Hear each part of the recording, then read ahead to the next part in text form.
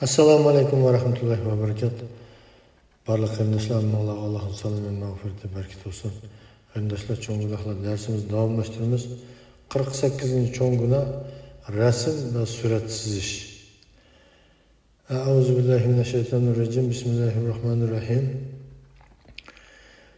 Kiyim-kechak, tom, qo'ramtosh, metal, pul va boshqa narsalarga mayli moybo'yoq yoki suvboyoq bilan bo'lsin, mayli temir yoki mis bilan bo'lsin, mayli jong yoki boshqa narsa bilan bo'lsin, rasm chizilgan yoki surat tushirilgan buyumni buzib o'tish kerak. Alloh taolo sura Ahzobniki 57-oyatida bunday deydi. Allohni va uning payg'ambarini ranjitadiganlar, ya'ni Alloh va Rasululloh yomon ko'radigan ishlarni qiladiganlarni Alloh dunyo va oxiratda rahmatidan jiroq qiladi va ularga xor qilguvchi azobni tayyorlaydi. Ikrima Allohni va uning payg'ambarini ranjitadiganlar rasm chizadigan kishilardir degan. Ibn Umar radhiyallohu anhudan rivoyat qilinadiki, payg'ambar sallallohu alayhi vasallam bunday degan: rasm va surat chizadigan kishilar qiyomat kuni azoblanadi va ularga chizgan rasmlarga jon kirgizinglar deyiladi. Birlikka hadis. Rasm va surat chizganlar qiyomat kuni shu chizgan narsaga jon kirgiz deb majburlandi. Uni hargizmi qilolmaydi, shuning bilan azobga duchor bo'ldi. Ayşe radhiyallohu anha bunday deydi. Payg'ambar sallallohu alayhi vasallam bir safardan qaytib kelgan edi. Uyning tashchisiga rasm tushirilgan nepiz parda isib qo'ygan edim. Payg'ambar sallallohu alayhi vasallam buni ko'rishi bilan rang-ro'yi o'zgarib ketdi va ey Ayşe, qiyomat kuni eng qattiq azobga duchor bo'ladiganlar Allohning maxluqotiga o'xshash shakl paydo qilgan kishilardir. Birlikka hadis dedi. Ayşe radhiyallohu anha so'zini davom qilib bunday dedi. Shundan keyin pardani kesib, ikki tal yostiq qilib tikdim. Ibn Abbas radhiyallohu anhu aytdiki, men payg'ambar sallallohu alayhi vasallamning bunday deganligini oldim. Rasm chizgan har qanday kishi do'zaxga kirdi. Uningdan o chizgan har bir rasmga jon kirgizish talab qilinadi. O do'zaxda mushundaq azoblandi. İmam Muslim ve İmam Ahmed rivoyat qilgan sahih hadis. İbn Abbas radhiyallohu anhu aytdiki, men payg'ambar sallallohu alayhi vasallamning bunday deganligini angladim. Kimki dunyoda rasm chizsa, qiyomat kuni o rasmga jon kirgizishga majbur qilinadi. Halbuki o uningga hargizmi jon kirgizolmaydi. Birlikka hadis. Payg'ambar sallallohu alayhi vasallam bunday dedi. Alloh taolo bunday dedi. Men yaratgan narsalarga o'xshash narsalarni yaratishga uringan kishilardanmi zolimroq kishi bormi? Undaqda ular don yaratsin, arpadan yaratsin, chumul yaratsin. Birlikka hadis. Payg'ambar sallallohu alayhi vasallam yana bunday dedi. Qiyomat kuni do'zaxdan bir gavda chiqib bunday dedi. Men 3 turli kishini azoblashga buyurildim. Birinchisi Allohga boshqa narsani sherik qilgan kishi. Ikkinchisi haddidan oshgan zolim. Uchinchisi rasm chizuvchidir. İmam Tirmizi ve İmam Ahmed rivoyat qilgan Albani sahih degan sahih hadis. O yana bunday dedi. Rasm ve ittiba uyga farishta kirmaydi. Birlikka hadis.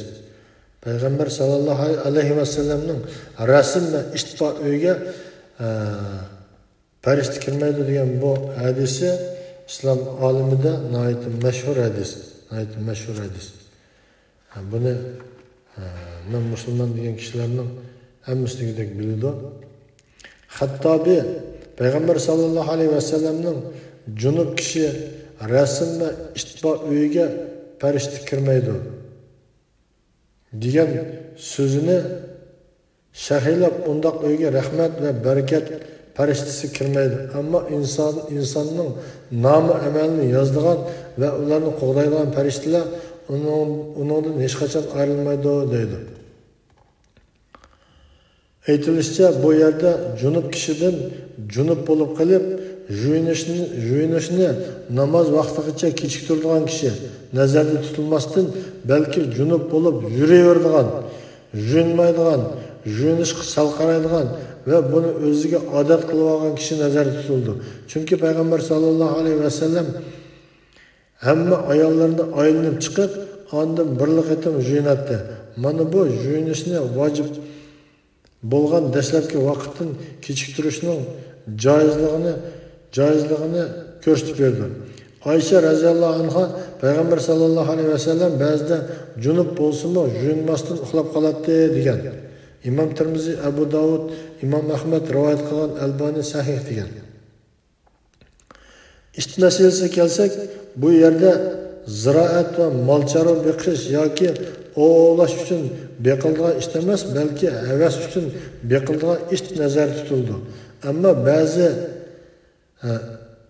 ishlarda ish beqish zarur bo'lib qolsa yoki uy baxtırışqa muhtoj bo'lib qolsa hech gunoh bo'lmaydi. Ammo rasm va surat masalasiga kelsak, har qanday jonliq narsalarni mayli o shaxslarning tiklangan haykallar bo'lsin yoki to'g'ri tomlarga sızılgan rasm va suratlar bo'lsin, mayli gilam palaslarga tushirilgan yoki raq kiyimlarga to'qilgan va yoki joylarga sızılgan rasm ve suratlar bo'lsin, hammasini umumyuzlik o'z ichiga oladi. Shuning uchun bu narsalardan saqlanish lozim. Rasm ve suratlarni yo'q qilishga kuchi yetadigan kishining uni yo'q qilishi vojib bo'ladi. Alloh taolo muvaffaqiyat ato qilsin. Alloh taoloning bunday ishlarni qilishdan bizni jiroqlashtirishga, qarindoshlarimizni Alloh taoloning mag'firat qilishiga, yomon yo'llardan saqlab haq yo'lga boshlashga Allohdan tilaymiz, duo qilamiz. Hayyan ibn Husayn mundaq deydi: Ali ibn Abu Talib radhiyallohu anhu quloq silib tingshig'inki, men seni payg'ambar sallallohu alayhi vasallam meni avatgan vazif bilan avatman. Borgan yeringda hech qanday rasm va surat qo'ymay yo'q qilgin. Egiz yasalgan birmi qabrni qo'ymay tuzlayotgan degan. İmam Muslim, İmam Tirmizi, Abu Davud ve Nasai rivayet kılan sahih hadis. Şununla qarindoshlar rasm ve suratlarni sızıştan saqlanayli, canlıq narsalarni ki onu sızıp qo'yib, onu havas qilib, qiyomat kuni ig'ir azob qilishdan, onunga jon kirgizishga majburlanishdan saqlanishimiz kerak. Undaq bo'lsa qiyomat kuni hisob berolmaymiz. Darslerimizin barliq qarindoshlarımızga Allah Teala menfaatli qilib bersin. Barliq qarindoshlarımızga Allah Teala hidayet qilsin.